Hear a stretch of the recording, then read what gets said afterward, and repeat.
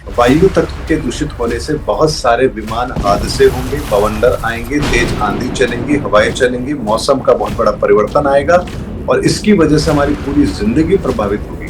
और इसके बाद जो अगला तत्व खराब होता है वो होता है आकाश तत्व। आकाश में असामान्य परिस्थितियों का पैदा होना, जितने भी हमारे सैटेलाइट हैं उनका डिस्टर्ब होना। 500 साल पहले भविष्यवाणी में इसकी बात की गई, तो उस समय तो इंटरनेट नहीं था। कुछ लोग कहेंगे कलयुग की आयु तो 4,32,000 साल है, कोई कहेगा कलयुग तो अभी आरंभ ही हुआ है। कि 30 मार्च 2025 को कलयुग की अंतिम डेडलाइन समाप्त हो चुकी है। धर्म युग का पहला दिन शुरू हो चुका है 30 मार्च 2025 से। सर, अगर हम 30 मार्च 2025 की बात कर रहे हैं कि कलयुग खत्म हो गया है, तो ऐसा भी तो कहा गया था कि कलयुग में कल की अवतार आएंगे। हमारे दिमाग के अंदर कॉन्सेप्ट क्या भर दिया गया है, भगवान मतलब चमत्कार। ऐसे उंगली उठाएंगे सुदर्शन चक्र आ जाएगा। राम विलाप कर रहे हैं, गोद में लक्ष्मण का सिर है और हनुमान से कह रहे हैं इसके प्राण बचाओ। आप बताइए, अब इस पैरामीटर पर आप भगवान कैसे मानेंगे राम को? ईश्वरी ऊर्जा धरती पर आ गई, धरती सहन ही नहीं कर पाएगी। सो कॉल जो कल के अवतार बन के बैठे हैं, धर्म गुरु बन के बैठ गए हैं, हम कल के अवतार है, उन्हें तो कॉन्सेप्ट ही नहीं पता कि अवतार का कॉन्सेप्ट क्या होता है। अवतार कभी ये कहते ही नहीं है कि वो अवतार है। कल की तो एक साधारण मनुष्य बनकर हमारे सबके बीच में मौजूद होंगे। तो राम की पहचान भी उनके कर्म थे, कृष्ण की पहचान भी उनके कर्म थे, तो कल्कि की पहचान भी उनके कर्म ही होंगे। क्या ईद का चांद जब आसमान में होता है, उस दिन हिंदुओं का चांद कहाँ चला जाता है? जब करवा चौथ का चांद होता है, उस दिन मुसलमानों का चांद कहाँ चला जाता है? अगर उस ऊपर वाले ने चांद एक बनाया, तो आपका और हमारा अलग कैसे? अगर ये धरती अल्लाह ताला ने बनाई, तो हिंदू फिर अल्लाह ताला की बिना मर्जी के कैसे बन गए? क्रिप्टो करेंसी वास्तव में रुपया नहीं, ये एक तरीके से ऐसा वैक्यूम है जो पूरी दुनिया की जितनी भी इकोनॉमी है उसको सक करेगा। ब्लैक होल है ये, और जब ये फूटेगा तो पूरी दुनिया कंगाल होती हुई नजर आएगी। नमस्ते दर्शकों, स्वागत है आप सबका एक और नए वीडियो में। आज हमारे साथ जुड़ रहे हैं जयपुर से फेमस एस्ट्रोलॉजर मनोज के गुप्ता जी, जो सनातनी ऋषि के नाम से भी जाने जाते हैं। और ऐसा मैंने इनके बहुत से वीडियोस देखे इनके चैनल पे, इनके द्वारा की गई भविष्यवाणियां लगभग 99% सच होती हैं। तो आज इसीलिए मैं इनके साथ जुड़ी हूँ कि आने वाले समय में क्या भविष्य में हमारे लिखा है, एस्ट्रोलॉजी क्या बताती है, उसके बारे में हम सर से डिटेल में चर्चा करेंगे। सर, आपका बहुत बहुत स्वागत है हमारे प्लेटफॉर्म पर। आपका भी बहुत बहुत धन्यवाद। Thank you sir. सर, आप जो है एक बहुत ही फेमस एस्ट्रोलॉजर हैं और आप जो भविष्यवाणियां कर रहे हैं लगभग वो सही हो रही हैं। अब जैसे कि कल एक विमान हादसा हुआ गुजरात में, उसको लेकर मैं आपकी राय जानना चाहूंगी। प्लस मैं ये भी जानना चाहूंगी कि मैंने ऐसा बहुत सारे वीडियोस में देखा, बहुत सारी आर्टिकल्स पढ़े हैं जिसमें लोग कह रहे हैं कि आने वाले समय में इंटरनेट बंद हो जाएगा। आप इसके बारे में क्या बताना चाहेंगे सर? देखिए, कल जो विमान हादसा हुआ वो निसंदेह बहुत दुखद घटना है, लेकिन मैंने लगभग 2 साल पहले इसकी चेतावनी जरूर दी थी कि वर्तमान के अंदर एयर एलिमेंट जो है, वायु तत्व जो है वो विकृत हो गया है। और वायु तत्व के विकृत होने से फ्रिक्वेंसी लेवल पर जितनी भी चीजें काम कर रही हैं वो डिस्टर्ब होंगी। इस बात को ऐसे समझिए कि अगर सूर्य से कोई सोलर स्ट्रोम उठता है तो हमारी फ्रिक्वेंसी को वो डिस्टर्ब करेगा, हमारे मैग्नेटिक फील्ड को वो डिस्टर्ब करेगा, और उसकी वजह से पूरा इंटरनेट, यहां तक कि हमारी सारी जो इस समय पर व्यवस्थाएं हैं उन सबको धराशायी कर देगा। ऐसे में एक बात को समझना जरूरी है कि इस ब्रह्मांड के अंदर भी हम पंच तत्व की जब बात करते हैं तो इस संसार के निर्माण में भी पांचों तत्व सक्रिय रहते हैं। अग्नि तत्व है, हमारी धरती के लिए अग्नि तत्व का जो रोल है वो सूर्य प्ले कर रहा है। जल तत्व के रोल की हम बात करें तो हमारे पास में वर्षा होती है, सूर्य और चंद्रमा के कारण से जो हमारी ऋतुएं बनती है, मौसम बनता है, उसकी वजह से हमारी धरती पर दूसरा एलिमेंट काम करता है। तीसरा एयर एलिमेंट है, यानी कि जो फ्रीक्वेंसी के लेवल पर काम कर रहा है। तो हमारे चाहे प्लेन हो, हमारा इंटरनेट हो, या जितनी भी चीजें हमारी शॉर्ट वेव है, मीडियम वेव्स है, ये सारी की सारी जो चीजें हैं फ्रीक्वेंसी के लेवल पर हैं। ऐसे में ग्लोबल वार्मिंग की वजह से हमारी धरती का पहला एलिमेंट खराब हो रहा है, वो बहुत लंबे समय से हो रहा है। उसके बाद में दूसरा एलिमेंट खराब होता है, तो जहां जल प्रलय आ रही है, धरती का जल स्तर बहुत नीचे चला गया है, पानी पॉल्यूटेड हो चुका है। आज खेती के लिए जो ग्राउंड वाटर है वो पूरी तरह से पर्याप्त नहीं है, और जहां है वो उस काबिल नहीं है। ये हमारे दूसरे एलिमेंट को हमने खराब किया। उसके बाद जो हमारा धरती तत्व होता है, पृथ्वी तत्व, हमने उसको भी खराब किया, जिसकी वजह से अर्थक्वेक आ रहे हैं, हमारी भूमि बंजर होती जा रही है। ये सारा उसका परिणाम है। इसके बाद चौथा तत्व आता है। तीन तत्व जब विकृत हो जाते हैं तब चौथा तत्व सक्रिय होता है, यहाँ पर वो खराब होना शुरू होता है, और वो है वायु तत्व। और वायु तत्व के खराब होने पर असामान्य आपको बवंडर उठते हुए दिखेंगे। हमारे फ्रिक्वेंसी जो होती है, जिस पर जो भी चीज काम कर रही है, वहां वो डिस्टर्ब होगा। आप देखिए कि अभी हम लोग मोबाइल से कनेक्ट होते हैं तो बहुत ज्यादा कॉल ड्रॉप्स होती हैं। ये सब चीजें इसी वजह से है कि वो फ्रिक्वेंसी लेवल पर जो चीजें डिस्टर्ब हो रही है, ये उसी का परिणाम है। और ऐसे में जो हमारी एयर टेक्नोलॉजी है, जो प्लेन की हम बात करेंगे, एविएशन सेक्टर की जो बात करेंगे हम, इसमें पूरा का पूरा जो मैकेनिज्म है, पूरी जो हमारे इसके अंदर कॉन्सेप्ट है, वो बाय एयर, यानी कि हवा, यानी फ्रिक्वेंसी के लेवल पर है। ऐसे में चौथा तत्व इस धरती का विकृत होना शुरू हो चुका है, और ये उसी का परिणाम है। और ये बात मैंने 2 साल पहले कही थी कि आने वाले समय में इस वायु तत्व के दूषित होने से बहुत सारे विमान हादसे होंगे, बवंडर आएंगे, तेज आंधी चलेंगी, हवाएं चलेंगी, मौसम का बहुत बड़ा परिवर्तन आएगा, और इसकी वजह से हमारी पूरी जिंदगी प्रभावित होगी। अब तो हम केवल उसके परिणाम देख रहे हैं, चेतावनी बहुत पहले मिल चुकी है। और इसके बाद जो अगला तत्व खराब होता है, वो होता है आकाश तत्व। यानी आकाश तत्व के खराब होने से बिजली का चमकना, आकाश में असामान्य परिस्थितियों का पैदा होना, और जितने भी हमारे सैटेलाइट हैं उनका डिस्टर्ब होना, ये सब कुछ होगा। ऐसे में जो आप बात कह रहे हैं कि क्या ऐसा होगा, भविष्यवाणी का में कहा गया अंधेरा छाएगा, ये कोई बहुत बड़ी घटना नहीं है। ये एक ऐसी घटना है जो किसी भी समय हो सकती है। यानी अगर पांचवा तत्व हमारा इस धरती का विकृत हुआ, तो हमारी जितनी भी टेक्नोलॉजी इस समय पर है, वो सारी की सारी 1 मिनट में कोलैप्स कर जाएगी। हालांकि हमने उससे बचने के लिए बहुत सारे साधन अपना रखे हैं, लेकिन जब तक हम उसको ठीक करेंगे, समझ पाएंगे, रास्ता निकालेंगे, तब तक हमें कुछ दिन लग सकते हैं। तो हम उस दरवाजे तक पहुंच रहे हैं जहां पर यह परिस्थिति हमारे सामने आना कोई बड़ी बात नहीं है। लेकिन सबसे महत्वपूर्ण बात क्या है, देखिए 500 साल पहले भविष्यवाणी में इसकी बात की गई, तो उस समय तो इंटरनेट नहीं था, कुछ भी नहीं था। अगर उस समय रोशनी होती होगी तो दीपक से होती होगी, तेल से होती होगी। तो उस समय पर अगर ये बात की गई कि 7 दिन तक अगर अंधेरा रहेगा पूरी दुनिया के अंदर, तो उसके पीछे का कॉन्सेप्ट उनका यही है, क्योंकि जो ब्रह्म ज्ञानी होते हैं, जो महापुरुष होते हैं, वो तत्व के आधार पर इस प्रकृति को जानते हैं, समझते हैं, प्रकृति के इशारों को भी समझते हैं, और भविष्य में जो प्रकृति के परिवर्तन है उनको वो कैलकुलेट कर भी सकते हैं। इसीलिए अगर उन्होंने भी उस समय पर देखा है कि इस युग के अंदर 2025 का साल, यानी 500 साल बाद वो परिस्थितियां कैसे बनेंगी, तो आसानी से उन्होंने इस चीज को आइडेंटिफाई किया है कि 2025 के बाद, यानी जब शनि उस टेन्योर के अंदर, यानी इस 2025 के टेन्योर के अंदर जब अपनी मीन राशि में प्रवेश करेंगे, जो कि आखिरी राशि है, बृहस्पति की राशि है, तो धर्म की स्थापना के लिए बहुत बड़ा परिवर्तन वो करेंगे। और इसमें हमारी मानव सभ्यता जितनी भी हमने विकास यात्रा की है, ये हमारे लिए ईश्वर की, अगर मैं बात करूं, प्रकृति की बात करूं, तो ताश के पत्तों के समान है। 1 सेकंड में हमारी इन सारी उपलब्धियों को धूल चटा सकती है, क्योंकि हमारी जितनी भी उपलब्धि है वो कहीं ना कहीं प्रकृति के उन तत्वों को जानने के पश्चात है, लेकिन संपूर्णता हम नहीं जानते। इसीलिए इसके क्या इसका रोड मैप है, क्या इसके कायदे कानून है, कहाँ हमारी सीमाएं हैं, इसको बिना समझे यदि हम इस तरक्की को आगे लेकर जा रहे हैं, तो कहीं ना कहीं हमें वो डेड एंड जरूर मिलेगा, जहां हमें रुकना भी पड़ेगा, समझना भी पड़ेगा, और अपने कदमों को दोबारा पीछे लेना भी पड़ेगा। सर आपने बहुत अच्छे से समझाया, क्योंकि मनुष्य ने ये जो 5 तत्व हैं इनको पूरी तरीके से प्रदूषित और दूषित कर ही दिया है, जिसका हम परिणाम और अपने सामने देख रहे हैं।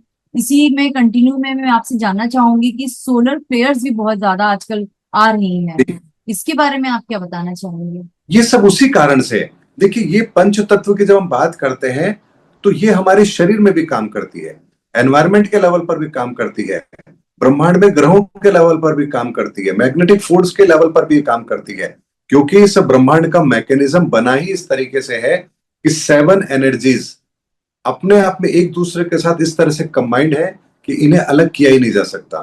यही हमारे पांचों ऊर्जाएं, हम इसकी बात करते हैं पंच तत्व की, तो हमारे शरीर में भी काम करती है। हमारी आत्मा अग्नि तत्व का प्रतीक है, हमारा मन जल तत्व का प्रतीक है, हमारा शरीर धरती तत्व का प्रतीक है, हमारे विचार हमारी बुद्धि जो होती है ये वायु तत्व का प्रतीक है, और हमारा ज्ञान, हमारा विवेक ये धर्म का प्रतीक है, यानी पांचवा बृहस्पति का प्रतीक है। ऐसे में फोर्थ एलिमेंट इस समय पर काम कर रहा है इस दुनिया के अंदर, यानी बुद्ध तत्व। और बुद्ध तत्व की जो प्रधानता है वो एयर पर है, यानी कि वायु तत्व पर है।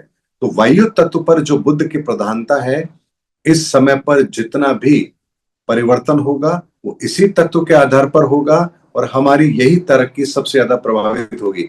इसीलिए देखिए कि इंटरनेट की दुनिया हम आज देख रहे हैं, हमने भगवान राम के समय पर नहीं देखी, हमने भगवान कृष्ण के समय पर नहीं देखी, लेकिन हम आज देख रहे हैं, क्योंकि इस धरती पर ये जो एलिमेंट इस समय काम कर रहा है वो समय अभी का है।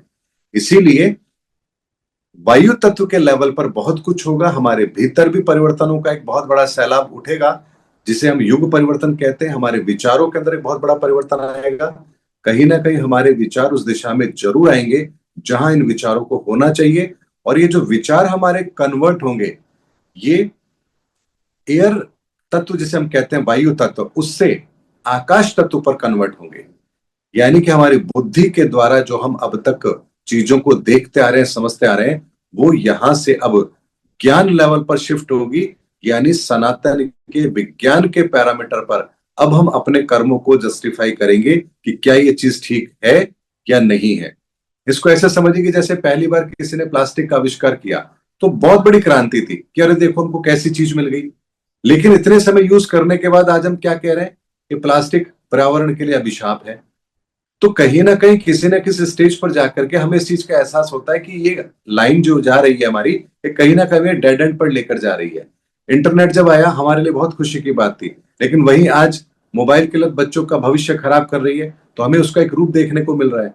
तो ये ऐसा होता है कि किसी तत्व को लेकर जब हम कोई तरक्की करते हैं, आरंभ में वो चीज हमें अच्छी लगती है, लेकिन कहीं ना कहीं अगर हम उसको नहीं समझ रहे, उस तत्व की प्रधानता को नहीं समझ रहे, उसकी सीमाओं को हम नहीं पहचान पा रहे हैं, तो एक समय के बाद वही तरक्की हमारे लिए कष्ट का कारण भी जरूर बनती है। और यही कुछ इस समय पर हो रहा है, जहां हमने जितनी भी तरक्की की है उसके नियम कायदे हमें नहीं पता।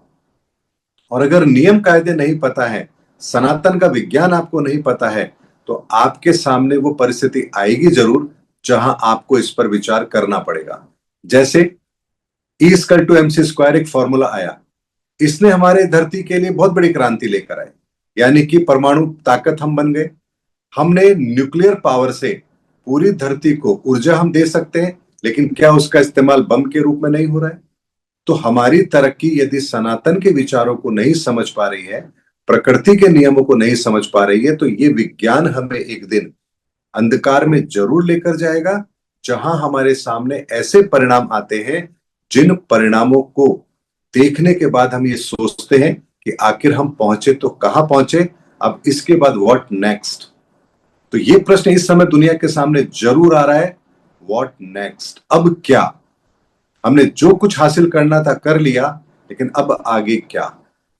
ये एक ऐसा प्रश्न है जिसका उत्तर पूरी दुनिया को खोजना पड़ेगा, ये निश्चित है। और इस प्रश्न के उत्तर के बिना हम आने वाली पीढ़ी को कुछ भी नहीं दे पाएंगे। सर, अगर हम बात करें युग परिवर्तन की, तो ऐसे सुनने में आ रहा है कि कलयुग बहुत जल्द समाप्त होकर के हम सतयुग की ओर बढ़ रहे हैं। आप इसके बारे में क्या सोचते हैं? क्या आपको भी लगता है कि युग परिवर्तन का समय आ गया है? देखिए, इस प्रश्न का उत्तर मैं बिल्कुल साइंटिफिक देना चाहूंगा। युग परिवर्तन, कुछ लोग कहेंगे कलयुग की आयु तो 4,32,000 साल है, कोई कहेगा इतनी है, कोई कहेगा कलयुग तो अभी आरंभ भी हुआ है, सतयुग इतने समय का था। सतयुग, त्रेता, द्वापर, कलयुग, ये 4 युग होते हैं। लेकिन यकीन मानिए, सनातन के विज्ञान में ये युग कितना होता है, कितना बड़ा होता है, किस युग की क्या विशेषता होती है, कौन सा युग कब समाप्त होता है तो उसके क्या इंडिकेशन होते हैं, उसके बाद अगला पैरामीटर क्या होता है, उस युग की विशेषताएं क्या होती हैं, ये सब कुछ इतना साइंटिफिक है जिसे आप बहुत आसानी से समझ सकते हैं। अब इसको ऐसे समझ लीजिए, मान लीजिए मैं आपके सामने दूध का एक पात्र रखता हूं, और मैंने कहा ये दूध है, इसी में दही है, इसी में छाछ है, इसी में मक्खन है, इसी में घी है, इसी में पनीर है और इसी में मावा है। तो क्या आप मेरी बात पर यकीन करेंगे? जी कि बिल्कुल। इसी दूध के अंदर इतनी चीजें समाई हुई हैं। जी जी तो जी। क्या ये केवल कथा कहानियों का विषय हुआ या ये एक वैज्ञानिक आधार है? ये एक वैज्ञानिक वैज्ञानिक आधार है आधार, और जी उसके जी। पीछे एक नियम कायदा भी यहाँ पर शामिल होता है। ऐसा नहीं है कि आप अपनी इच्छा से कुछ भी कर लेंगे। आप दूध में से आपको दही निकालना है तो आप कोई भी टेक्निक लगा लेंगे, आपको वही पैरामीटर लगाने पड़ेंगे। इसी तरीके से इस प्रकृति के निर्माण के अंदर भी फिजिक्स के बहुत सारे नियम हैं, सनातन के बहुत सारे नियम हैं।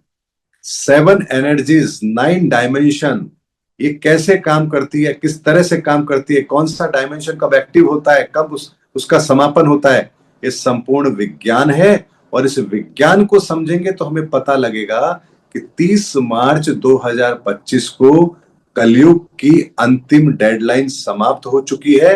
धर्म युग का पहला दिन शुरू हो चुका है 30 मार्च 2025 से। और ये बिल्कुल साइंटिफिक है, जिसे मैं प्रूव कर सकता हूं। बिल्कुल, आप किसी भी पैरामीटर पर आप ले आइए, मैं इसको प्रूव कर सकता हूं कि ये चीज सही है, क्योंकि ये विज्ञान के पैरामीटर पर है। अगर मेरे सामने अगर कोई चीज आप रखें जो पानी की तरह दिखती है और मैं अगर उसका टेस्ट करूं और मैं कहूं कि ये पानी नहीं है, तो आप साधारण आंखों से देख रहे हैं तो आप मुझे झूठा कहेंगे कि अरे आप तो गलत कह रहे हैं, ये तो देखो बिल्कुल पानी की तरह साफ है। लेकिन क्या हर चीज पानी की तरह दिखने वाली पानी होती है? लेकिन अगर वहां पर मैं आपको H2O के पैरामीटर पर बताऊं कि देखिए इसकी एक बूंद से मैंने आपको इसके प्रॉपर्टीज अलग करके बताई है, इसके तत्व अलग करके बताए, इसमें हाइड्रोजन और ऑक्सीजन नहीं है, तब तो आपको यकीन करना पड़ेगा कि हाँ ये पानी नहीं है।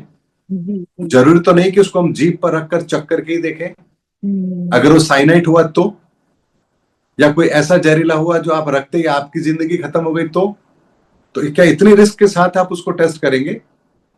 तो विज्ञान हमें एक पैरामीटर देता है जहां पर हम उसके पैरामीटर पर चेक कर सकते हैं कि चीज है या नहीं है।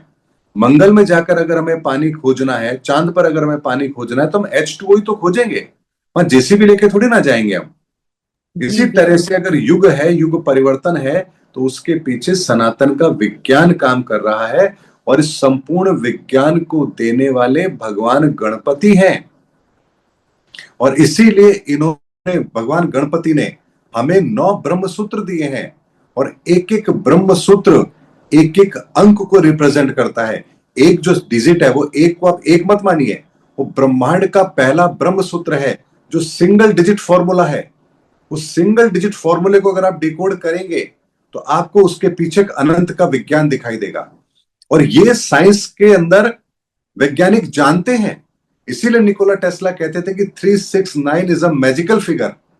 अब यहां हमारे लिए तो सिंपल तीन तो तीन होता है ना, लेकिन उनको पता था कि तीन का फिगर अपने आप में फिगर नहीं है, ये ब्रह्मांड की बहुत बड़ी चाबी है। यानी सिंगल डिजिट फॉर्मूला जो तीन का है, वो तीन का फॉर्मूला अपने अंदर एक ऐसी एनर्जी को समाहित किए हुए है, ऐसे विज्ञान को समाहित किए हुए है, जिस विज्ञान को यदि हम जान जाएंगे तो सिंगल डिजिट फॉर्मूला हमें इस ब्रह्मांड के पूरे डायमेंशन से अवगत करा देगा, उसकी पूरी ताकत से हमें अवगत करा देगा।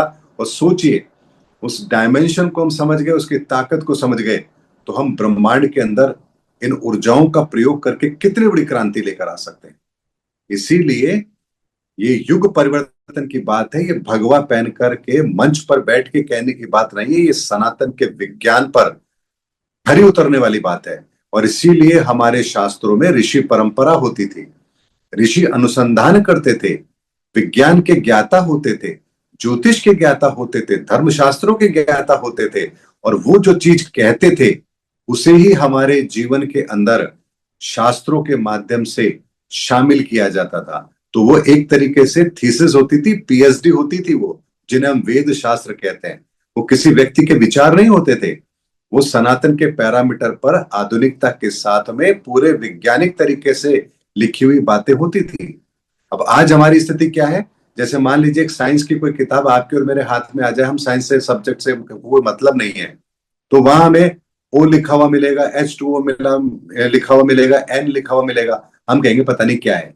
लेकिन अगर वही किताब किसी साइंटिस्ट के हाथ में लग जाए तो वो 1 सेकंड में समझ जाएगा N का मतलब नाइट्रोजन, O का मतलब ऑक्सीजन, H2O का मतलब पानी। तो उसको डिकोड करने वाला कौन होगा? जो उस विज्ञान को जानता होगा। इसी तरीके से शास्त्रों को लिखने वाले ऋषि हैं, वैज्ञानिक हैं, और उनको डिकोड करने वाला भी जब तक ऋषि और वैज्ञानिक और ज्योतिषाचार्य नहीं होगा, आप शास्त्रों की गहराई को समझ ही नहीं सकते। इसीलिए शास्त्र पढ़ने का विषय नहीं है, शास्त्र समझने का विषय है।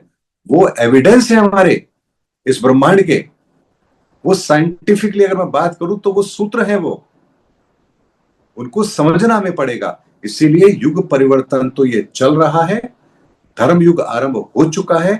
30 मार्च 2025 का दिन कलयुग का अंतिम दिन था, और मैंने कहा था कि 30 मार्च 2025 के बाद दुनिया के अंदर परिवर्तन बहुत तेजी से होंगे।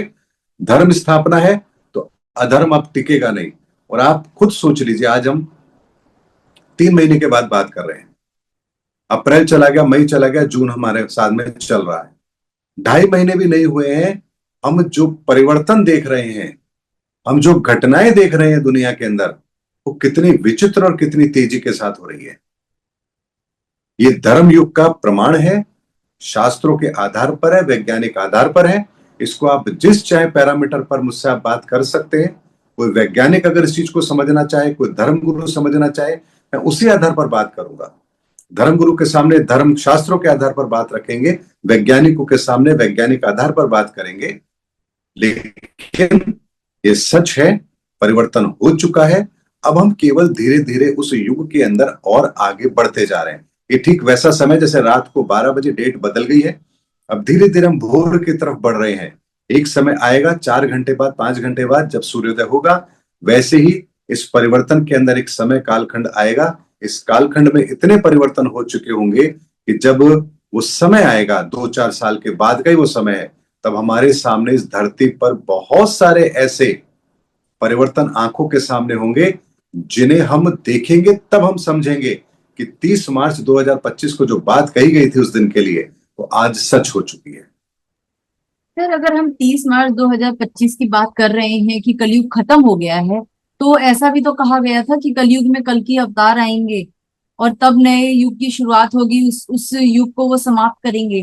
तो कल की अवतार जैसा कुछ दिखा नहीं हमें इस पूरे कलयुग में। देखिए, एक मैं आपसे बात कहता हूं, इस प्रकृति का एक नियम है, वो नियमों के अनुसार ही चलता है। मैं आपके सामने एक बीज रखूं और कहूं ये आम का वृक्ष है, आप मानेंगे?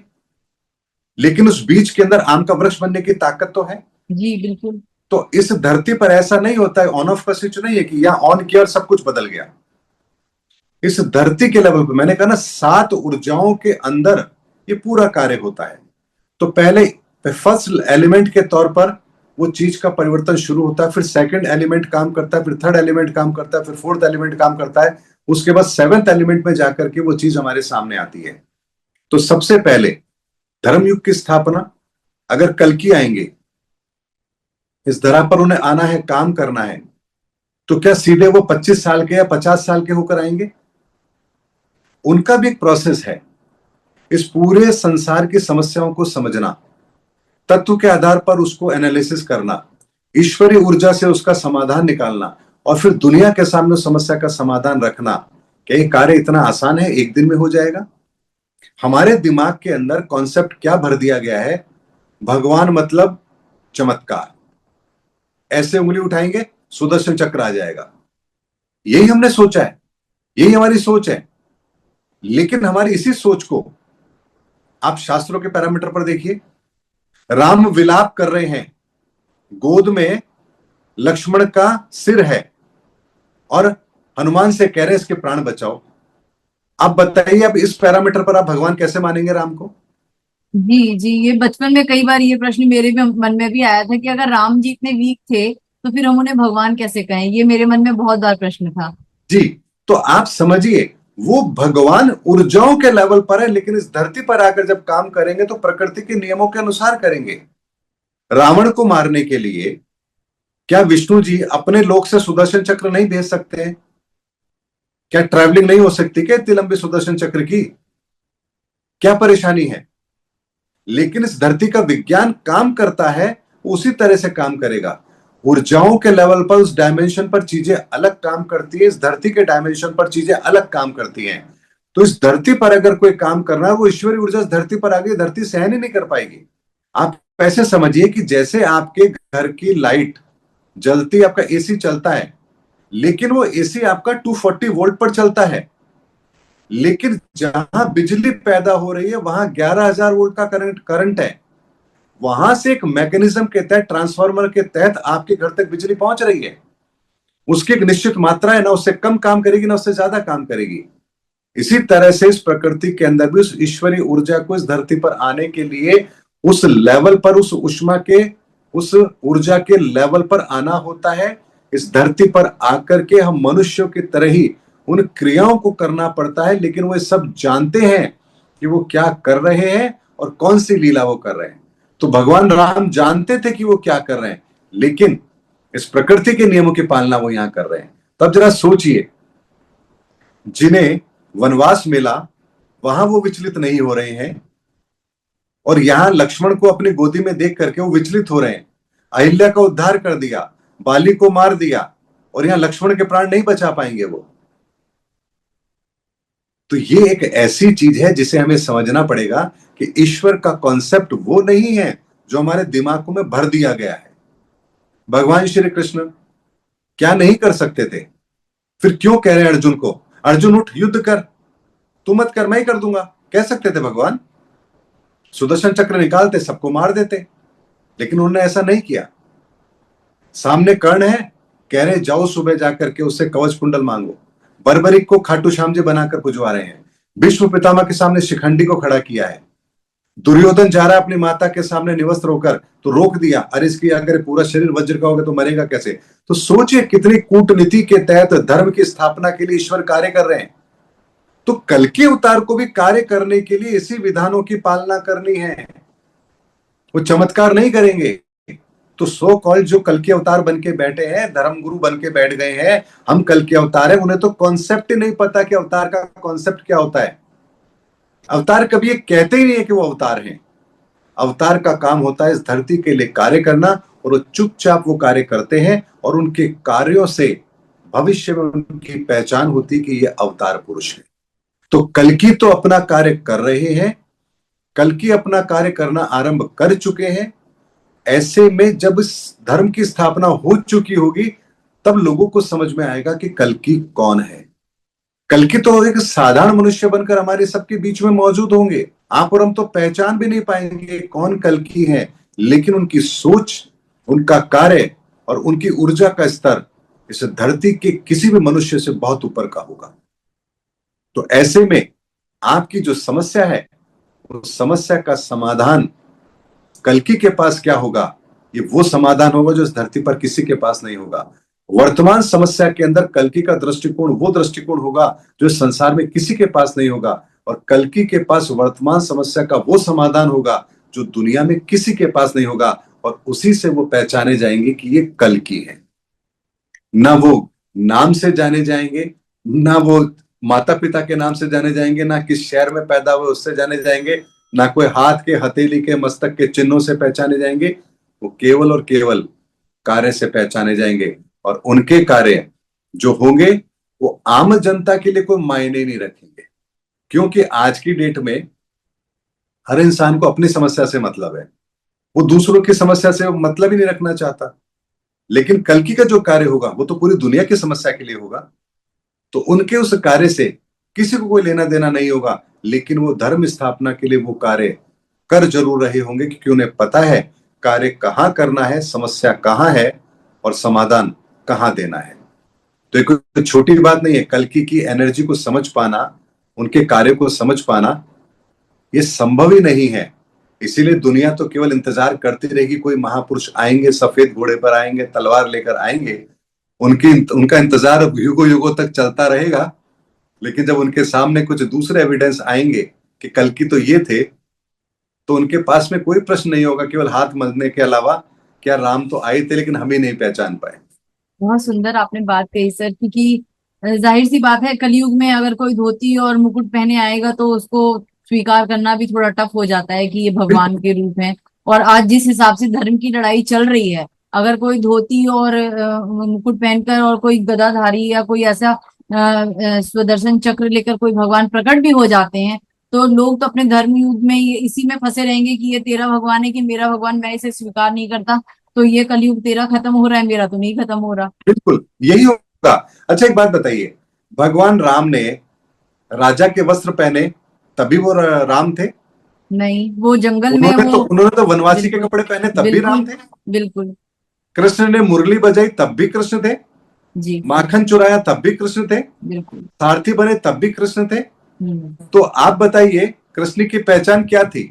वस्त्र? कृष्ण के अलग अलग रूप थे उनके। उनका उनके चेहरा? अलग। नहीं, उनके उनका कार्य। कार्य, उनकी बिल्कुल सोच, बिल्कुल। वही उनकी पहचान थी। तो हम्म। राम की पहचान भी उनके कर्म थे, कृष्ण की पहचान भी उनके कर्म थे, तो कल्कि की पहचान भी उनके कर्म ही होंगे। कोई दूसरी पहचान हो ही नहीं सकती। जी जी, बहुत सुंदर आपने बात कही सर। इसी को आगे बढ़ाते हुए आप, मेरे मन में एक और उत्सुकता है, वो आपके सामने रखती हूँ। अब जैसे आपने बताया कि कलयुग खत्म हो गया, 30 मार्च उसकी लास्ट डेट थी, और अब हम नए युग की तरफ बढ़ चले। जैसा हमने बुक्स में पढ़ा या हमने जैसी पिक्चरों में देखा है, वीडियोस में देखा है कि एक स्वर्णिम युग होगा, सतयुग आएगा, स्वर्णिम युग होगा, एक घाट पर चीता और हंस साथ में रहेंगे, कोई लड़ाई झगड़ा, कोई मतलब मारपीट नहीं होगी, बिल्कुल शांति का युग होगा, एक सुंदर सुनहरा युग होगा।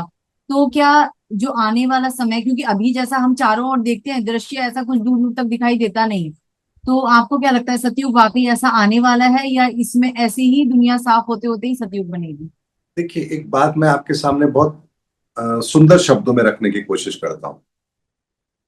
हम कह रहे हैं कि जब धर्म युग आएगा, कुछ लोग कहते हैं सतयुग, वैसे उसका नाम धर्म युग है। जी जी। जब धर्म युग आएगा तो शांति होगी, हंस और जो भी है वो साथ साथ होंगे, एक ऐसा माहौल होगा। ऐसा माहौल कब होगा, कैसे होगा, जरा इस पर विचार कीजिए। उस समय ऐसा क्यों होगा, क्या कारण है? अगर मैं आपसे कहूं, एक छोटा सा एग्जांपल लेते हैं। आपकी पहचान, तो आप अपनी कई पहचान बताएंगे। मेरा नाम सोनम गुप्ता है। अब गुप्ता लगा दिया तो पता लग गया कि आप वैश्य समाज से आते हैं। सोनम नाम है, गुप्ता है, आप महिला हैं। आपकी एक पहचान होगी कि आप डॉक्टर हैं, इंजीनियर हैं, या क्या हैं। आप भारतीय हैं। ये आपकी बहुत सारी पहचान है। लेकिन ईश्वर की निगाह में आपकी पहचान क्या है? हम जी कहते जी। हैं ये मुसलमान है, हम कहते हैं सिख है, ये ईसाई है, ये जैन है। तो एक बात बताइए, ईश्वर की निगाह में हमारी पहचान क्या है? उसकी निगाह में तो हम मात्र एक आत्मा ही हैं, उसी के बनाए, उसी के बच्चे हैं। जी। तो ये बात हमें पता है, हम मानते भी हैं, लेकिन फिर विश्वास क्यों नहीं करते? विश्वास इसलिए नहीं करते क्योंकि ये सच्चाई अभी तक शब्दों के रूप में हमारे सामने है, इसको वास्तविक रूप में हमारे सामने नहीं रखा गया है। इसीलिए एक बात को समझते हैं हम कि हमारी पहचान आत्मा है। और जब कोई व्यक्ति ऐसा हो जो हमें ये बता दे कि हमारी पहचान जो आत्मा है वो किस आधार पर है, ऐसा आधार जो हर धर्म के अंदर मान्य हो, इस्लाम के अंदर उस आधार को माना जाए, ईसाई धर्म में उस आधार को माना जाए, हिंदू धर्म में उस आधार को माना जाए, तो क्या हमारा भेदभाव समाप्त नहीं होगा? बिल्कुल हो जाएगा। क्या ईद का चांद जब आसमान में होता है, उस दिन हिंदुओं का चांद कहां चला जाता है? सही बात है। जब करवा चौथ का चांद होता है, उस दिन मुसलमानों का चांद कहां चला जाता है? बिल्कुल बिल्कुल। हाँ। तो भाई जरा पूछ कर देखो, ढूंढ के लाओ, आपका ईद का चांद एक ही दिन क्यों आता है? बाकी दिन कहां चला गया? क्या हमारे चांद को यूज कर रहे हो, या तुम्हारे चांद को हम यूज कर रहे हैं? अगर उस ऊपर वाले ने चांद एक बनाया, तो आपका और हमारा अलग कैसे? अगर ये धरती अल्लाह ताला ने बनाई, तो हिंदू फिर अल्लाह ताला की बिना मर्जी के कैसे बन गया? अगर ये धरती परमात्मा ने बनाई, तो बिना परमात्मा की मर्जी के मुसलमान कैसे बन गया? तो क्या परमात्मा से बड़ी कोई शक्ति है जिसकी मर्जी के बिना मुसलमान बन गया? वास्तविकता यह है कि हमें इस धरती पर केवल और केवल मनुष्य योनि के अंदर आत्मा की पहचान के साथ भेजा गया। हमारी जाति मनुष्य है, हमारी पहचान आत्मा है, और हमारा धर्म सनातन है। ये तीन पहचान हमारी है। इसके अलावा ना हमारी पहचान थी, ना है, ना होगी। इसीलिए ईश्वर की निगाह में हम केवल और केवल आत्मा तत्व हैं। आत्म तत्व मतलब उसी परमात्मा का एक छोटा सा अंश आत्मा, यानी उसी एनर्जी का छोटा रूप, जिसे हमने आत्मा कहा। इस्लाम में उसे अल नूर कहा। नूर यानी ईश्वर, अल नूर यानी आत्मा। शब्दों का फेर है, बाकी चीज वही है। तो जिस दिन हमने अलनूर को और आत्मा को दोनों को देख लिया, समझ लिया, उस दिन हमारा भेद खत्म हो जाएगा। ऐसे में इस बात को हमें समझना पड़ेगा कि जब धर्म स्थापना का समय है, धर्म युग का समय है, तो धर्म, एक सच्चा धर्म यदि हमारे सामने होगा तो फिर हमारे मन के अंदर कोई भेद हो नहीं सकता। ये तब तक है जब तक हम अपनी आंखों पर पट्टी बांधे हुए हैं, और बहुत जल्द हमारे आंखों से पट्टी उतरने वाली है, जहां हम धर्म को धर्म के चश्मे से देखना शुरू करेंगे। अभी धर्म को व्यापार के चश्मे से देखा जाता है, स्वार्थ के चश्मे से देखा जाता है। जो जितना कट्टरपंथी विचारधारा का होगा, उतने ही लोग उसके पीछे लगे होंगे और वो उतना ही बड़ा अपना उल्लू सीधा कर रहा होगा। उसको धर्म से कोई लेना देना नहीं, उसे केवल धर्म का व्यापार करना है। इसीलिए धर्म युग के अंदर ये परिभाषाएं बदलेंगी, लोगों को सच्चाई पता लगेंगी, और यही तो काम कल्कि का होगा। अब आप देखिए, हम महापुरुषों की पहचान कैसे करेंगे? मान लीजिए आपकी एक अलमीरा है, 4 जनों ने उस पर दावा ठोक दिया कि अलमीरा मेरी है। अब बड़ा दुविधा की बात आ गई कि किसकी अलमीरा है। अब आपसे पूछेंगे आपकी, आप कहोगे हाँ मेरी है, उससे पूछेंगे वो कहेगा मेरी है, उससे। तो यहां पर एक प्रश्न आना चाहिए, अच्छा जिसकी भी अलमीरा है, बताओ इसमें क्या रखा है? जिसकी होगी वो बता पाएगा। जिसकी होगी वही बताएगा कि इस अलमीरा में यहां है। ऐसे ही कोई कहता है मैं धर्मगुरु, मैं धर्मगुरु, जब धर्म स्थापना का समय आएगा वो कहेगा अच्छा ये धर्म क्या, इसकी सच्चाई क्या, ये धरती कैसे बनी, वो प्रमाण मांगेंगे जो प्रमाण आपके पास होंगे ही नहीं। लेकिन अगर वो युग पुरुष है तो उनके पास वो प्रमाण होंगे।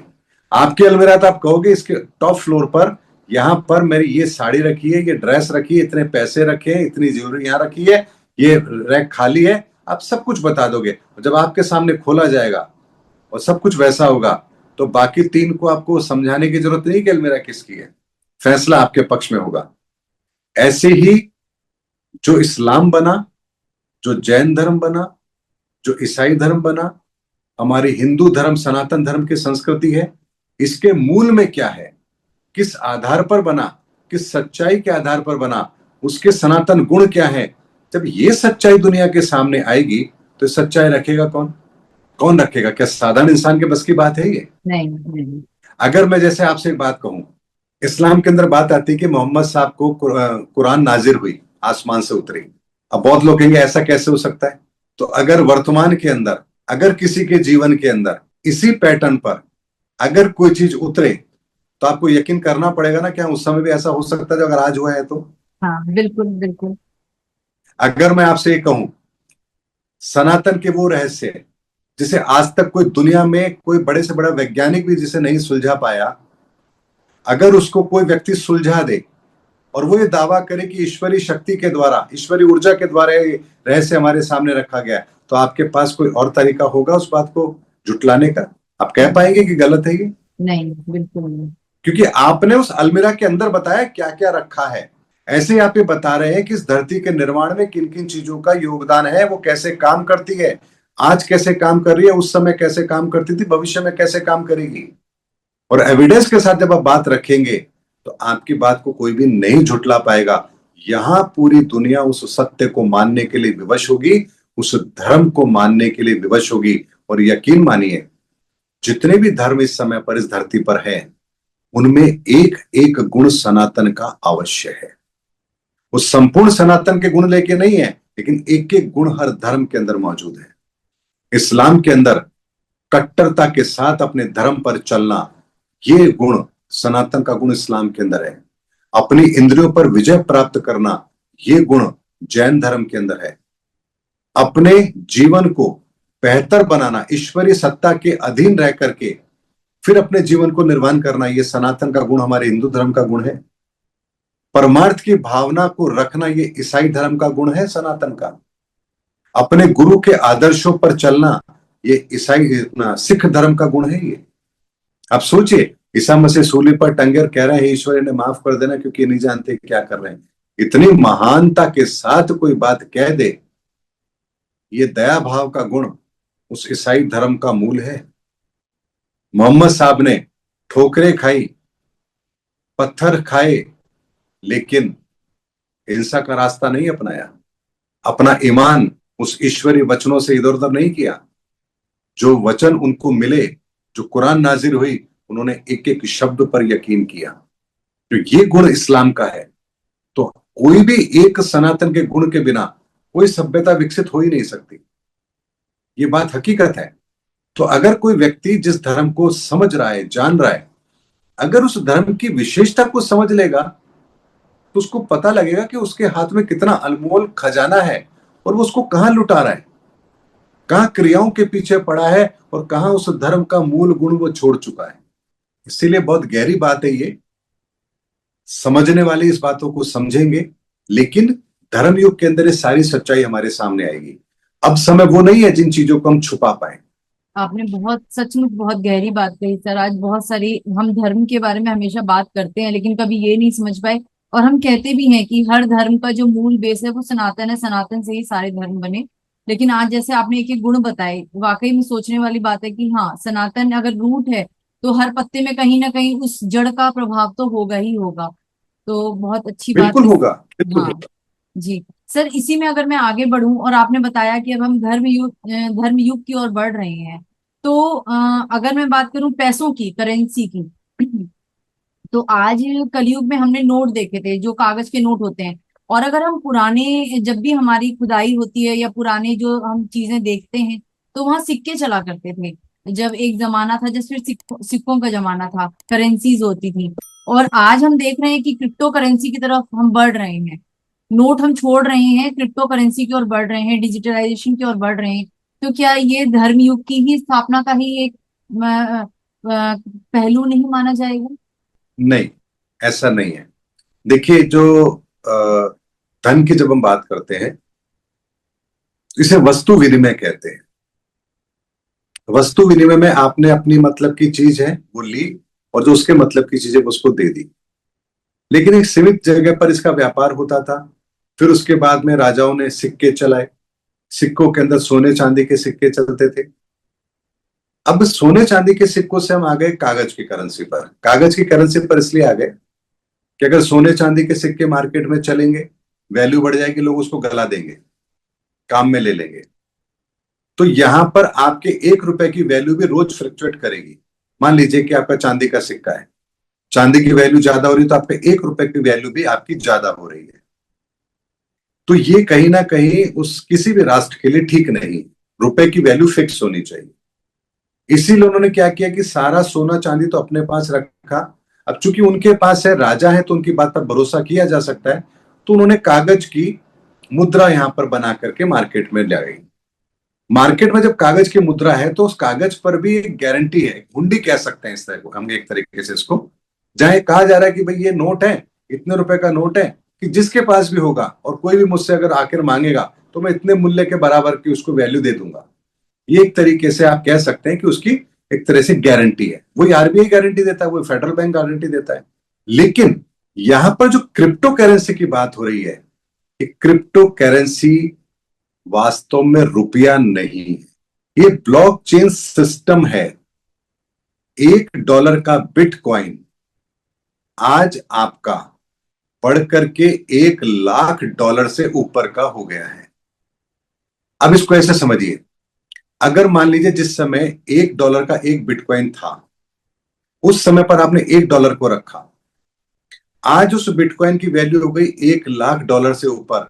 तो क्या उस $1 की वैल्यू भी $1 लाख से ऊपर हो गई है? वो तो आज भी $1 के नोट है।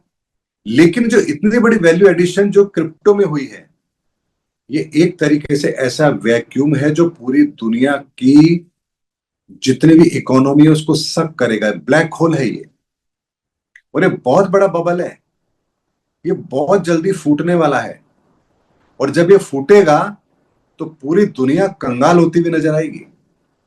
लेकिन अब एक बात को समझते हैं, डिजिटल करेंसी और क्रिप्टो करेंसी के अंदर क्या फर्क है। डिजिटल करेंसी होनी चाहिए, वो होती है, तो इसमें कोई दिक्कत नहीं है।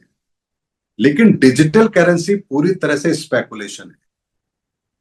डिजिटल करेंसी और क्रिप्टो करेंसी में क्या फर्क है, बात समझिए। आपका $100 का नोट जो कागज में है, वो कागज में ना होकर इलेक्ट्रॉनिक फॉर्म में हो, तो क्या दिक्कत है? कोई दिक्कत नहीं है। कागज का नोट आपकी जेब में है, अब आपके मोबाइल के अंदर, आपकी वॉलेट के अंदर वो 100 का नोट है। यानी अभी तक मान लीजिए हम डिजिटल करेंसी की जब बात करते हैं, तो जो करेंसी, जो 100 का नोट हमारे कागज के अंदर है, वो डिजिटल रूप में है। जी जैसे हमारे शेयर्स होते हैं, पहले शेयर सर्टिफिकेट आते थे, अब आपके शेयर सर्टिफिकेट ना आकर आपकी इक्विटी जो होती है वो डीमेट अकाउंट में होती है। तो आप एक डीमेट अकाउंट में अपने 10 शेयर, 5 शेयर बेच ही सकते हैं ना। ट्रेडिंग जो होती है वो बकायदा उसी तरीके से होती है, एक एक चीज आपस में मैच करती है, किसने बेचा किसने खरीदा, हवा में नहीं होती ये चीजें। तो अगर डिजिटल करेंसी आती है तो ये अच्छी बात है, लेकिन डिजिटल करेंसी कोई लाएगा नहीं। क्यों नहीं लाएगा? क्योंकि अगर डिजिटल करेंसी आप ले आए तो ब्लैक मनी रहेगी नहीं, प्रॉब्लम ही सॉल्व हो जाएगी। और जो भी बड़े नेता हैं, उनको राजनीति में इसलिए आना है ताकि पैसे कमाएं। तो पैसे कमाएंगे तो रखेंगे कहां?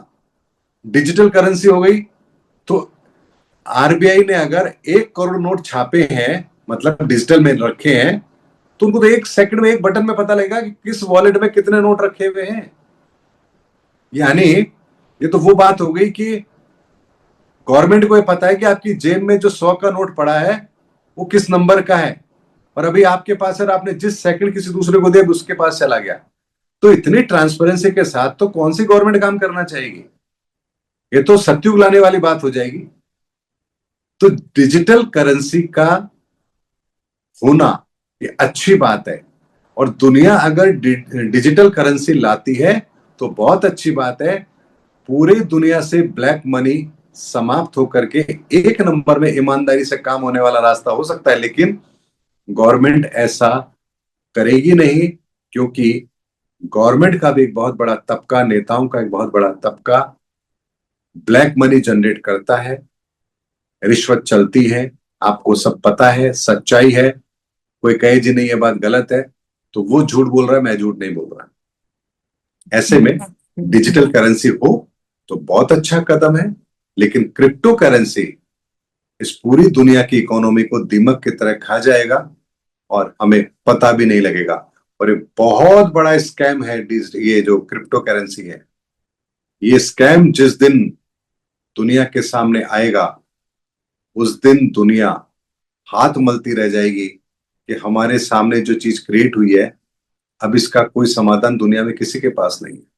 सर, जैसे अभी हम युग परिवर्तन की बात कर रहे हैं, तो मैंने देखा है कि आज अगर हम दुनिया को दो हिस्सों में बांट दें, तो 80% लोग तो माया की दुनिया में फंसे हैं, वही अपनी जो रोजमर्रा की जिंदगी और इन सब चीजों में अपना जीवन यापन कर रहे हैं।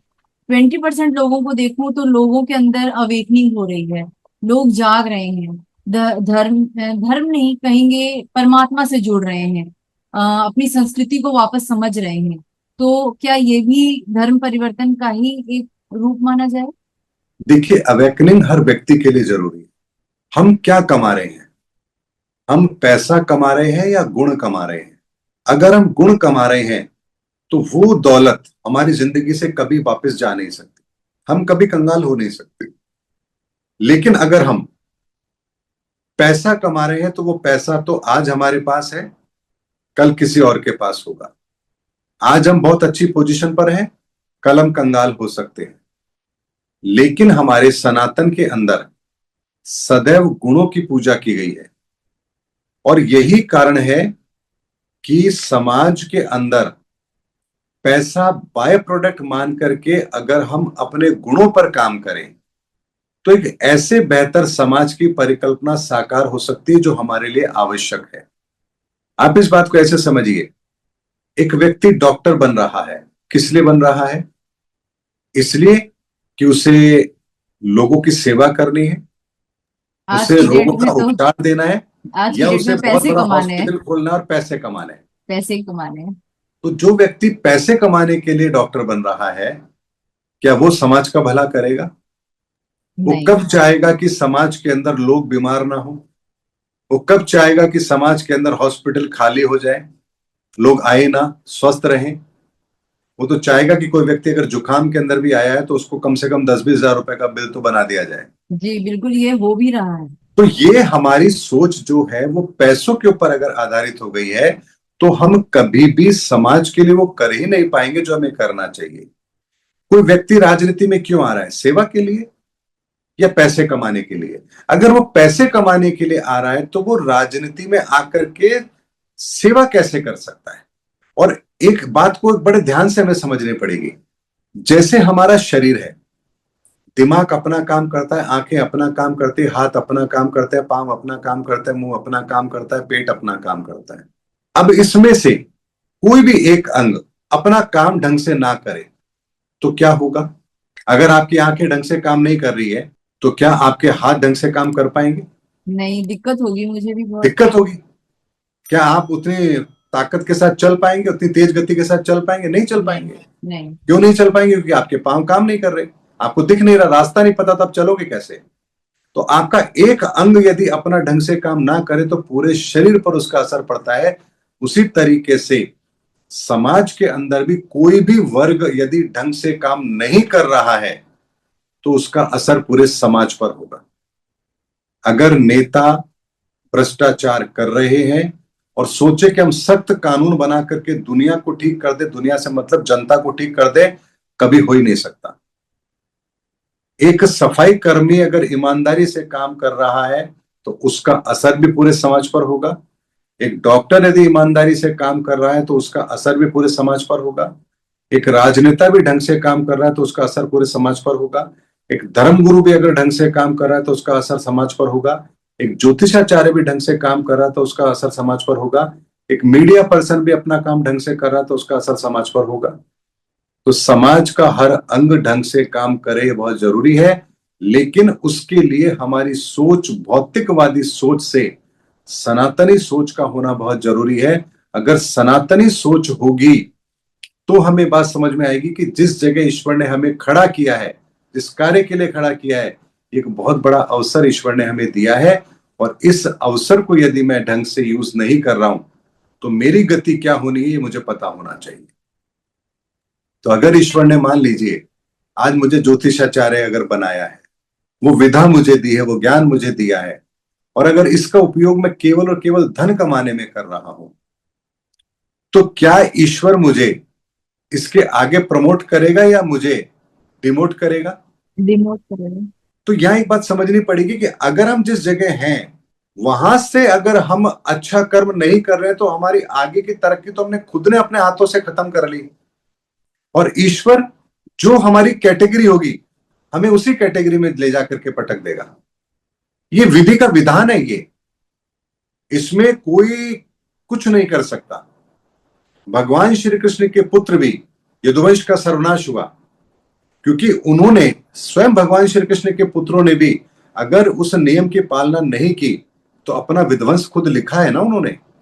यही प्रक्रिया इस धरती पर काम करती है। इसीलिए हम जहां पर भी हैं वहां पर हमें ईमानदारी से काम तो करना पड़ेगा। ये ईमानदारी से किया हुआ काम समाज को तो बाद में फायदा देगा, सबसे पहले आपकी गति को सुधारेगा। अगर आपकी गति सुधर रही है तो आपको फिर करना क्या है बताइए? यही तो काम करना चाहते थे, यही तो करना हमारा उद्देश्य था। आप पैसा क्यों कमाना चाहते हैं? इसलिए कि आपकी जिंदगी बेहतर हो, इसीलिए करना चाहते हैं ना, इसीलिए कमाना चाहते हैं। लेकिन क्या पैसे से आपकी जिंदगी बेहतर हो जाएगी? अगर पैसे से जिंदगी बेहतर हो जाएगी तो हर पैसे वाले की जिंदगी बेहतर होनी चाहिए। तो इसका मतलब पैसा तो आपको बेहतर जिंदगी नहीं देगा। इसका मतलब आपको बेहतर जिंदगी के लिए क्या करना है, बड़े ध्यान से समझिए अब बात को। आपको अपनी जिंदगी को बेहतर बनाने के लिए जो 7 ऊर्जाओं का कॉम्बिनेशन आप लेकर इस धरती पर आए हैं, आपको उन 7 ऊर्जाओं के कॉम्बिनेशन के साथ तालमेल बिठा करके उनको बेहतर तरीके से अपने जीवन में उसका इस्तेमाल करना है। यहां से आपकी गति सुधरेगी। और एक ऐसा सेल्फ मैकेनिज्म है, ये ऊपर वाले का एआई सिस्टम है जो अपने आप काम करता है, अपने आप काम करता है। आप जिस नियम की पालना कर रहे हैं आपके साथ वैसा ही परिणाम घटित होगा। आप उससे बाहर जा ही नहीं सकते। आपको भूख लगी, आपको भोजन करना पड़ेगा, और कोई दूसरा तरीका है आपके पास में? इसी तरीके से इस धरती के, इस प्रकृति के कुछ नियम हैं। उन नियमों के आधार पर यदि हम चल रहे हैं तो हमारी गति सुधरेगी। अब अगर हम एक बात को, इसको ऐसे समझते हैं, आप पैसा तो कमा रहे हैं, लेकिन वो पैसा आपका धर्म के रास्ते पर आकर के नहीं है, यानी कि धर्म के रास्ते से आपने नहीं कमाया, बेईमानी से कमाया है, रिश्वत से कमाया, चोरी से कमाया है, तो वो पैसा अपने साथ में वही ऊर्जा भी लेकर आ रहा है, नकारात्मक ऊर्जा। और वो धन आपके जीवन में अगर शामिल होगा तो वही तकलीफें भी लेकर के शामिल होगा। इसीलिए आप धन तो कमा रहे हैं, लेकिन साथ में तकलीफें भी कमा रहे हैं। और इसी चीज को शुद्ध करने के लिए तुम क्या करते हैं? भगवान के आगे समर्पित करते हैं किसी भी चीज को। हम जब कुछ कमा के लाते हैं तो हमारे घरों में एक परंपरा है ना, हम भगवान के सामने वो रख देते हैं, हे ईश्वर आपको समर्पित है। अब हमने धन ईश्वर को समर्पित कर दिया, अब ईश्वर का आशीर्वाद हमें मिल रहा है उसी धन के रूप में। धन हमारा ही है, लेकिन अब ईश्वर को समर्पित करने के बाद वो धन पवित्र होकर आपको मिल रहा है। हम जब भोजन बनाते हैं घर के अंदर, भगवान के आगे भोग लगाते हैं, हाथ जोड़ते हैं, हमने भगवान को भोजन समर्पित किया, वो प्रसाद के रूप में हमें मिल रहा है। यही परंपरा हमें अपने जीवन में अपनानी चाहिए। आप सोचिए कि आप चोरी का पैसा भगवान को चढ़ाओगे क्या? आप बेईमानी का पैसा चढ़ाओगे? आप कभी ऐसा नहीं कर सकते। इसीलिए हमें समझना पड़ेगा कि धन के पीछे भागने से ज्यादा बेहतर है धन सकारात्मक तरीके से आए और ईश्वर की कृपा से आए, तो उस धन में बरकत है। अब एक छोटी सी बात हम यहां रखें। एक व्यक्ति है, बहुत पैसे वाला है, और अपने बच्चे को दुनिया के बड़े से बड़े कॉलेज में भेजा है उसने पढ़ने के लिए, लेकिन वो बच्चा जुआरी, शराबी और व्यभिचारी बन जाता है। तो क्या वो अपने पैसे से उस बच्चे को सुधार सकता है? उसका जीवन बदल सकता है? क्या ऐसा संभव नहीं है कि किसी बहुत अमीर घराने का बच्चा गलत रास्ते पर हो? लेकिन दूसरी तरफ एक गरीब आदमी, वो क्या सोचता है, अरे यार मेरे पास तो पैसा नहीं है, तो मैं अपने बच्चे को कैसे आगे बढ़ा पाऊंगा, उसकी जिंदगी कैसे बना पाऊंगा? तो वहां वो गरीब आदमी यदि अपने बच्चों को संस्कार दे रहा है और वो बच्चा भी वो संस्कार ले रहा है और मेहनत करके पढ़ रहा है और एक दिन आईएएस बन जाता है, आप बताइए क्या उसका पूरा परिवार सुखी नहीं हुआ? तो यहां ईश्वर की कृपा आपको किस तरह से मिल रही है कि आप अभाव में जिंदगी जी रहे हैं, तो भी आपके घर में ऐसा कुल दीपक है जो आपकी आने वाली पीढ़ी को एक रास्ता दिखा रहा है। और अगर आपका धन सही नहीं है, तो आपके उस धन के कुबेर के अंदर भी ऐसा सांप आकर के बैठ गया जो आप ही के धन को बर्बाद करेगा। तो इस बात की गंभीरता को हमें समझना है कि सनातन के पैरामीटर पर चीजों को अगर हम समझेंगे, तो हम जिंदगी में कभी भी गलत रास्ते पर जा ही नहीं सकते, जा ही नहीं सकते। क्योंकि हमें पता है कि ये कर्म करने पर कौन सा कर्म बनेगा, कौन सा कर्म बंधन बनेगा, और एक कर्म बंधन आपको देगा क्या। तो अगर ये विज्ञान आपको पता है, तो आप भूल करके भी गलती नहीं करोगे। आपको पता है चाकू ऐसे हाथ करता है, अब आप हाथ पे चलाओगे क्या चाकू? लेकिन जो नहीं जानता वो तो चला लेगा। बच्चा होता है छोटा सा, ले ले हाथ में चाकू तो हाथ कटा ही लेता है ना, क्योंकि उस बच्चे को नहीं पता है चाकू का मतलब क्या होता है, इसकी धार क्या होती है। लेकिन आपको तो पता है, आप तो बड़े सावधानी से उससे काम करते हो। ऐसे ही अगर हमें सनातन के बारे में पता लगा, सनातन धर्म के बारे में पता लगा, सनातन के नियम क्या है उसके बारे में पता लगा, तो यकीन मानिए इस धरती पर कोई भी ऐसा इंसान नहीं होगा जो गलत काम करेगा। अभी तो हमें यही नहीं पता कि गलत काम करने का मतलब क्या था। हमें तो इतना तो पता है, अरे पाप करेंगे तो नरक मिलेगा। फिर आदमी सोचता है, पाप देखा किसने, नरक देखा किसने, होगा जो देखा जाएगा, इस जन्म में तो भुगत लो, इस जन्म में तो भोग लो। लेकिन इसी जन्म में वो कैसे काम करता है मैकेनिज्म, ये आपको समझना पड़ेगा। तभी तो एक आदमी रईस घर में पैदा होता है, एक आदमी गरीब घर में पैदा हो रहा है। एक आदमी शरीर से अपाहिज पैदा हो रहा है, एक आदमी शरीर से बहुत बेहतर हो रहा है। एक के माँ बाप बहुत अच्छे हैं, संस्कारित, एक के माँ बाप ऐसे हैं कि रोज घर में झगड़ रहे हैं, दारू पी रहे हैं। तो ये सारी विविधताएं जो हमको मिल रही है, ये किस आधार पर मिल रही है? कि इसी सनातन के विज्ञान के आधार पर आपको बात समझनी पड़ेगी कि कर्म का एक सिद्धांत है। ये सिद्धांत ऑटोमेटिक एआई की तरह काम करता है, ऊपर वाले का मैकेनिज्म है जो अपने आप काम करेगा। इसके बाद ये रास्ता, इसके बाद ये रास्ता प्री डिसाइडेड है, इसमें कोई नियम बदल नहीं सकता। जी सर, आपने बहुत सुंदर कर्म के फिलोसॉफी को समझाया। अब मैं आगे बढ़ूं और हम बात करें आध्यात्म की, धर्म की। तो अगर मैं बात करूं पिरामिड की, तो पिरामिड की जो ऊर्जा है, कहा जाता है वो विश्व की सबसे शक्तिशाली ऊर्जा होती है। तो आप पिरामिड के विज्ञान को थोड़ा सा प्लीज समझाएंगे, क्योंकि मुझे लगता है इसके ऊपर आपकी बहुत डिटेल आपने स्टडी की है। तो वो आज मैं चाहूंगी आप शेयर करें प्लीज। देखिए, एक बात मैं आपको बताता हूं, इस ब्रह्मांड के निर्माण के अंदर 9 आयामों का बहुत बड़ा रोल है।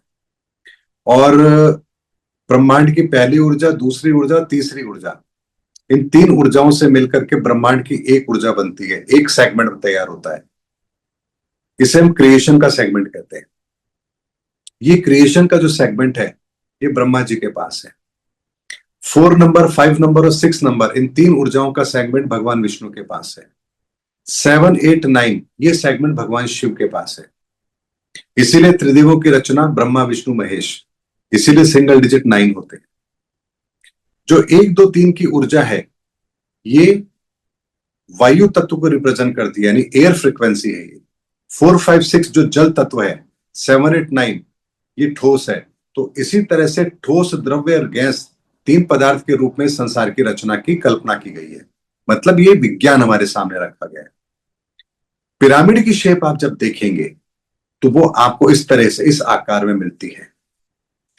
पिरामिड का मतलब होता है कि जब आप ब्रह्मांड की उस ऊर्जा को इस धरती पर स्थापित करना चाहते हैं, उस फ्रीक्वेंसी को आप यहां चाहते हैं, तो आप पिरामिड्स का निर्माण करते हैं।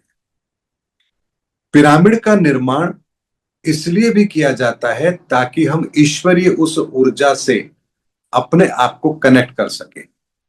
और इसीलिए जहां भी इस विज्ञान की बात की जाएगी वहां आपको एक पॉइंटेड शेप जरूर मिलेगी। हमारे मंदिरों में गुंबद मिलेगा ऊपर, सिख अपने जो ये सिख होते हैं उनके गुरुद्वारे उसमें भी आपको मिलेगा, चर्च में भी आपको मिलेगा, और आपको ये जो हमारे मुसलमानों की होती है मस्जिद, उसमें भी मिलेगा आपको। ये उस एनर्जी को आपकी तरफ आकर्षित करने का विज्ञान है। आप जिस भी धर्म स्थल पर बैठे हैं, आप देखिए धर्म स्थलों में चीज ज्यादा होती है। क्यों होती है? कि जब आप धर्म स्थल पर बैठे हैं तो आप उस ब्रह्मांडीय ऊर्जा से अपने आप को कनेक्ट करना चाहते हैं। ब्रह्मांडीय ऊर्जा से जब आप अपने आप को कनेक्ट करेंगे और वहां पर एक एटमॉस्फेयर ऐसा बना दिया जाए प्राकृतिक तौर पर कि आपको आसानी रहे, तो ये आपके लिए बेहतर होगा। और इसी विज्ञान के आधार पर पिरामिड्स की रचना की गई है। इसी पिरामिड की एक संरचना हमारे शरीर के अंदर भी काम करती है। हमारा जो गर्दन और गर्दन के ऊपर का हिस्सा है, यहां भी एक फ्रीक्वेंसी के लेवल पर 369 की ऊर्जा काम करती है। आपके इस मेरुदंड के पीछे 3 उंगल ऊपर हमारी मति है, जहां पर 3 की ऊर्जा काम करती है, क्रिएशन की ऊर्जा काम करती है। वहां से 6 उंगल ऊपर आपका ये ऊर्जा खंड है, जहां पर ब्रह्मांड की 6 नंबर की ऊर्जा, विष्णु की ऊर्जा काम करती है, जो पालना का काम करती है, यानी आपके पूरे शरीर को एनर्जी देने का काम करती है। और वहां से 9 उंगल नीचे आपकी भ्रकुटी है, यहां पर शिव ऊर्जा काम करती है, अर्थात सृजन और संहार दोनों ऊर्जाएं काम करती है। और इसीलिए थर्ड आई हमारे यहाँ होती है, भगवान शिव के भी यहाँ थर्ड आई है, क्योंकि ये शिव की ऊर्जा है। इसी तरह से 369 की ऊर्जा आपके भीतर काम करती है, और ये 369 की ऊर्जा आपके शरीर के अंदर चैनलाइज होती है, तो आपका जीवन बेहतर बनता है। 3 की ऊर्जा को ठीक करेंगे तो यहां से आपके विचार शुद्ध होंगे। 6 की ऊर्जा से ऊर्जा लेंगे तो ब्रह्मांड की सकारात्मक ऊर्जा आपके शरीर में आएगी। और 9 की ऊर्जा से आप अंतर जगत की यात्रा करना आरंभ करते हैं, यानी कि आप अपने आप को पदार्थ और ऊर्जा के लेवल पर डिफाइन करना शुरू करते हैं। मैं और मेरी आत्मा, जैसे हार्डवेयर और सॉफ्टवेयर होता है, उसी तरीके से आपका शरीर और आपकी चेतना, ये दो अलग अलग चीज है। आपके शरीर ने मां के गर्भ से जन्म लिया, आपकी चेतना ने मां के गर्भ से जन्म नहीं लिया है। चेतना ने तो उस परब्रह्म की गर्भ से जन्म लिया है, तो उसका अंश है। वही चेतना मां के गर्भ के अंदर बालक के रूप में आपको शरीर मिल रहा है, उससे आप बाहर आ रहे हैं। ये आपका शरीर ये अलग लेवल पर है, भौतिक लेवल पर है। और चेतना आपके इस जन्म से पहले भी थी और इस मृत्यु के पश्चात भी होगी। तो कर्मों के बंधन से आपकी चेतना बंधती है, आपका शरीर नहीं बंधता है। इसीलिए हमें दो चीजों को समझना पड़ेगा कि हमारा शरीर और हमारी चेतना दो अलग अलग चीज है। हमने सारी एनर्जी इस शरीर के लेवल पर लगा रखी है। सोना है, खाना है, घूमना है, ये देखना है, ये पसंद है, ये पसंद नहीं है, सब कुछ इस शरीर के लेवल पर है। लेकिन चेतना के लेवल पर, चेतना के लेवल पर तो हम कुछ जानते ही नहीं है। तो पिरामिड जो होते हैं ये आपको चेतना के स्तर पर ऊर्जा देने का काम करते हैं। इसलिए इसकी जो शेप है ट्रायंगल शेप होती है, ये मैंने कहा इस ब्रह्मांड के अंदर हर चीज के निर्माण में 3 की संख्या का बहुत बड़ा रोल है। इसीलिए ये 3 ट्रायंगल जो होते हैं, ट्रायंगल का जो रूप है, 3 की जो संख्या है, ट्रायंगल में तीन रेखाएं, इनका बहुत बड़ा रोल है। और ये हमें चेतना के स्तर पर उस पर ब्रह्म प्रकृति से कनेक्ट होने का एक साधन देती है। ये बहुत बड़ा विज्ञान है, बहुत बड़ा विज्ञान है। इस विज्ञान की गहराई को अगर हम समझेंगे तो हम अपने आप को और अपनी चेतना के लेवल पर हम दोनों चीजों को अलग कर पाएंगे। सर आपने पिरामिड को बहुत अच्छे से, एकदम इजी लैंग्वेज में बहुत अच्छे से समझाया। मैं एक चीज और यहाँ पे जो मेरे मन में डाउट है वो पूछना चाहूंगी। जैसे आपने बताया कि हमारी ऊर्जा यहाँ शुरू होकर 3 उंगल ऊपर, फिर यहाँ और फिर यहाँ आ जाती है। तो अभी जो ये हमारी चेतना का लेवल अभी सोया हुआ है, इसको उठाने के लिए हमें क्या करना चाहिए? देखिए, अब एक बात समझते हैं। चेतना के लेवल पर अगर आपको देखना है तो आपको 7 ऊर्जाओं पर जाना पड़ेगा। उसके लिए हमारे 7 ऊर्जा चक्र हमारे शरीर के अंदर है। ये मैंने आपको 369 की एनर्जी की बात की है। यहां आपके 7 ऊर्जाओं का खंड अलग है। स्वादिष्ठान चक्र से लेकर के आपके सहस्त्रार चक्र तक का ये जो सिस्टम है, ये काम करता है। किस लेवल पर आपकी सोच काम कर रही है, आपकी ऊर्जा का लेवल जिस लेवल पर होगा, आपकी सोच, आपका कर्म उसी लेवल का होगा। अगर हम मूलाधार चक्र पर हैं, मूलाधार चक्र से लेकर के हमारा और जो सहस्त्रार चक्र तक का ये 7 चक्रों का जो हमारा जो कॉम्बिनेशन है पूरा का पूरा, अगर मूलाधार चक्र में हम हैं तो हम केवल और केवल भोग विलास ये इसी के अंदर पड़े रहेंगे। उससे ऊपर आएंगे तो भोग विलास के साथ में भोजन, उससे ऊपर आएंगे हृदय चक्र तक आएंगे तो हमारे हृदय, हमारे विचार शुद्ध होने लगेंगे। यहां तक कंठ तक आएंगे आप विशुद्ध चक्र तक तो हम, हमारी वाणी, यहां पर आएंगे तो हमारा ज्ञान चक्षु, और यहां पर आएंगे तो परब्रह्म से मुलाकात, सहस्त्रार चक्र। इसी तरीके से आप अपने किस ऊर्जा के लेवल पर अपने जीवन को जी रहे हैं, ये इसके ऊपर निर्भर करेगा। तो जैसे जैसे आपके कर्म सही होते हैं, आप उन चीजों से अपने आप को हटा करके अपनी ऊर्जा पर काम करते हैं, ये ऊर्जा चक्र सक्रिय होना शुरू होते हैं और सहस्त्रार चक्र पर आकर के हमारी यात्रा पूर्ण होती है। ये तो हुई आपकी अवेकनिंग की यात्रा। लेकिन जो 369 की जो मैंने आपको बताई है, ये बाय डिफॉल्ट पहले दिन से हमारे पास एक्टिवेट रहती है।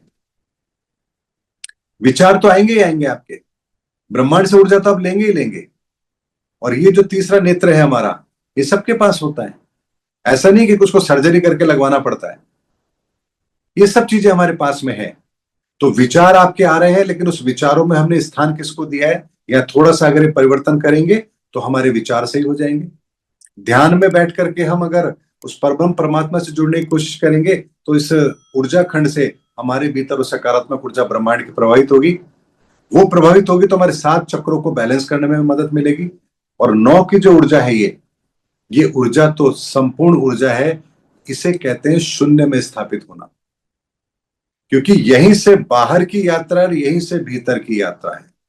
जैसे बाहर आपको सब कुछ दिख रहा है, पूरा संसार दिख रहा है, ऐसे ही यहां से भीतर की भी यात्रा है जहां भी पूरा संसार है।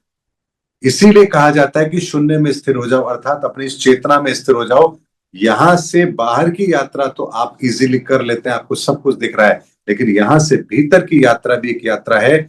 जैसे आप एक पूरा संसार देख रहे हैं, उसी तरीके से एक अंतर जगत का संसार है, चेतना का संसार है, ऊर्जाओं का संसार है।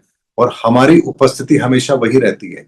हम तो थोड़े समय के लिए इस चेतना के साथ इस भौतिक संसार में आते हैं, कर्म करते हैं, और फिर हम उसके अंदर लेखा जोखा ऐड करके अगली गति में चले जाते हैं। इसीलिए इस विज्ञान को हमें समझना पड़ेगा। इस विज्ञान को समझने पर यकीन मानिए, इस दुनिया की ऐसी कोई समस्या नहीं जिस समस्या का समाधान हमारे पास ना हो। और यही तो सतयुग है। सतयुग का मतलब क्या होता है? क्या सतयुग में किसी के पेट में दर्द नहीं होता था क्या सतयुग में कोई गरीब नहीं था? क्या सतयुग में ऐसा नहीं होता था किसी की बच्चे की शादी नहीं हो रही? या सतयुग में ऐसा नहीं होता था किसी के संतान नहीं हो रही? समस्याएं तो सतयुग में भी यही थी। लेकिन सतयुग के अंदर व्यक्ति आत्मा के स्तर पर इस रहस्य को जानता था, तो वो जानता था कि ये तकलीफ मेरे जीवन में इस ऊर्जा के खराब होने के कारण से आई है। तो वह व्यक्ति वहां उस ऊर्जा पर काम करके अपनी उस परिस्थिति को सुधारता था। हमने भी यही करना है, ऊर्जाओं के लेवल पर अपने को पहचानना है, हमारी समस्या किस ऊर्जा के कारण से है, किसको हमने विकृत कर लिया है, उसको ठीक करना है, चीजें ठीक हो जाएंगी। इसीलिए सनातन का विज्ञान हमें हमारे संपूर्ण जीवन के अंदर हमारी हर समस्या का समाधान देता है, पर शर्त यही है, हमें सनातन को तो समझना पड़ेगा। सनातन वो नहीं है कि हमने जय श्री राम का नारा लगा लिया, हर हर महादेव बोल लिया, त्रिपुंड लगा लिया, भगवा पहन लिया। सनातन ये नहीं है। सनातन ये तो सनातन की क्रियाएं हैं। आप जिस सनातन को फॉलो कर रहे हैं उसके अंदर ही कुछ क्रियाएं हैं। संपूर्ण सनातन तो जैसे पूरा शरीर होता है वो है, और जो ये हम क्रियाएं करते हैं ये तो अंग है। जैसे चेहरे को बेहतर बनाने के लिए आपने कुछ क्रीम लगा ली, उसी तरीके से हमने अपने सनातन गुणों को विकसित करने के लिए कुछ क्रियाओं को अपने जीवन में स्थान दे दिया। ये अलग चीज है। सनातन तो बहुत अलग चीज है। उस सनातन को जान लेने के पश्चात कुछ जानना शेष ही नहीं रहता, कुछ भी शेष नहीं रहता। सनातन से बाहर कुछ है ही नहीं। सर, आज आपसे बात करके इतनी डिटेल में, इतनी गहराई से जो आज आपने चीजों को समझाया है ना, तो बहुत सारे कंसेप्ट मेरे क्लियर हुए, प्लस मुझे लगता है मेरे दर्शकों के भी बहुत कंसेप्ट क्लियर हुए होंगे। आपने आज बहुत समय दिया और बहुत सारी नॉलेज शेयरिंग की, इसके लिए दिल से मैं आपका धन्यवाद करती हूँ। और इस प्लेटफॉर्म पर आकर आपने हमारे इस प्लेटफॉर्म की शोभा बढ़ाई, उसके लिए आपका दिल से बहुत बहुत thank you, thank you, thank you. बहुत बहुत धन्यवाद आपका भी और आपके दर्शकों का भी। जय सनातन धर्म की।